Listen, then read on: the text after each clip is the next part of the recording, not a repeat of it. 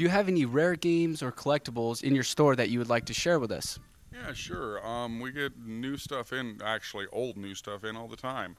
We got a JVC XI right here, which was the Sega CD system and the Sega Genesis combination that was released by JVC.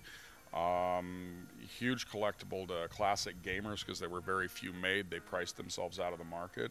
A couple weeks ago, we got in an Atari Junior. I usually have Panasonic 3DOs, Atari 2600s games for them. On a weekly, monthly basis, sometimes daily basis, we get a lot of nice rare games. Just this weekend, I got in a Marvel vs. Capcom 2 for PlayStation 2. We're classic gamers. They might be a little bit pricey, but not too unaffordable. But Castlevania Bloodlines for Genesis. This was a little deal I found, actually, and I've kept it for quite some time. I found a Pac-Man thermos from, back in 1980 when I was in, first grade and first or second grade. It was pretty cool. Now, when you see these classic games come through, are you hit with a dose of nostalgia and feel like a little kid at Christmas? Absolutely. The classic games come through sometimes, and I'll be like, God, I remember playing that when I was 7 years old. Some of my favorite games are classic games, from the old white stick games like Sinistar and Asteroids to some of the ones after that, Mappy and Galaxian and Galaga, and obviously, you can't beat Miss Pac-Man and Pac-Man and things like that. But absolutely, there's a feeling of nostalgia because, it brings back happy. We're not bummed out and upset and angry when we're playing video games. We're having a blast, with our friends, with ourselves, when we were bored. It brings back good memories. Video games are good memories, and good fun. Absolutely, I agree with you. Okay. Well, thank you very much, Nate, for speaking with us. We really appreciate it. Absolutely. Thank you, Jim. Thank you. Good luck with everything.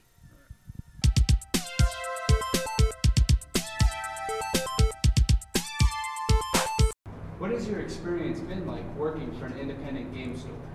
My experience with the independent game store has actually been really good. I'm able to get kind of first dibs on a lot of the older games that I can't get just going to some of the chain stores, seeing as how they only go back to like PS2. I'm here with Dan Smith, president and founder of Buyback Games. When was Buyback Games founded, and what inspired you to open an independent video game store? Well, it was founded in '87.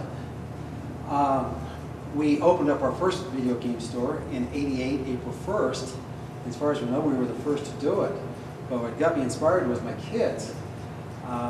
Them trading video games around the neighborhood with their friends, and they kept losing them. And I said, you know what, you guys need to go open up a store, or go do it on the corner, or go do it somewhere. And they said, well, you know what, we can't do it, but you can do it.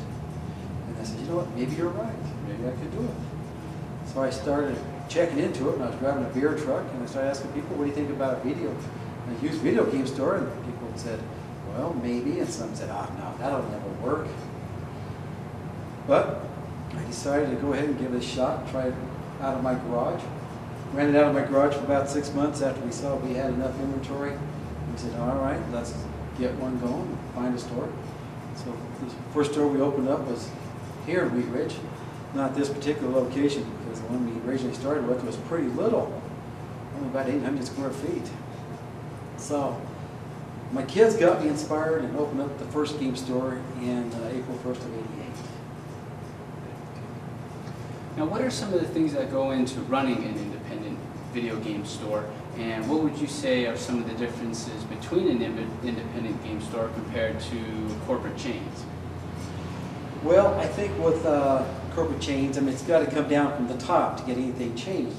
If you see something that's not being ran right, maybe they're going to fight it to get it done.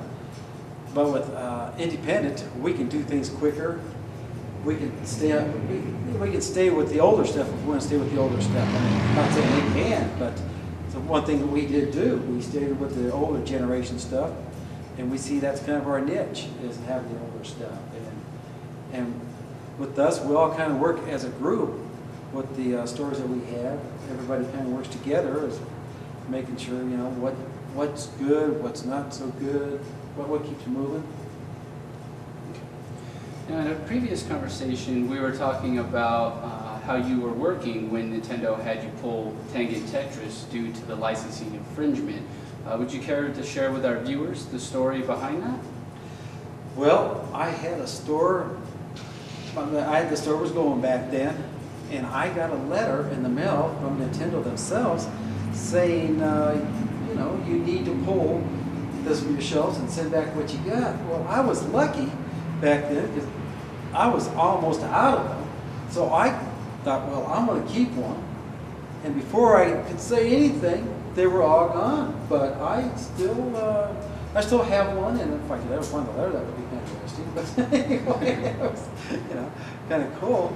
Now, do you still have an original copy of Tengen Tetris before they pulled it off shelves? Yeah, I do. Here, I'll go get it. I'll show it to you. Thank you. I'll be right back. Yeah, here it is. I've had it all these years. All right, well, thank you very much, Dan. We appreciate you taking the time to speak with us. I wish you the best of luck with Buyback Games. Thank you.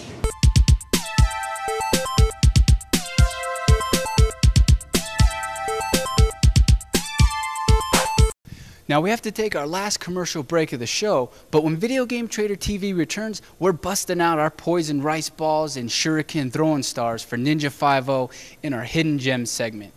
We also introduced the Video Game Trader price guide. Don't go anywhere. Video Game Trader TV will be back in a sonic boom. Here's my mind goofing off.